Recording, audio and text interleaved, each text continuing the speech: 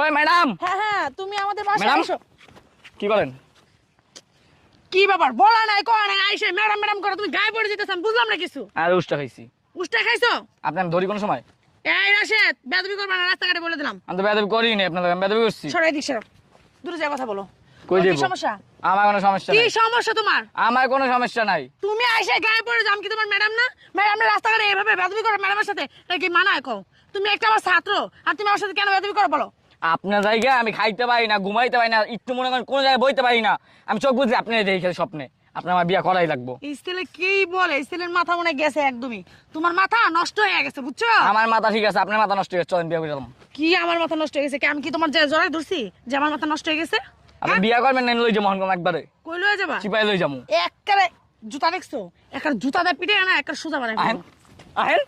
I ছাড়ো, বেয়াদব ছেলে, অসভ্যর মতন কি সব আপনার কথা ভালোভাবে বলতেছে। ভালো লাগে না, চলেন কাজে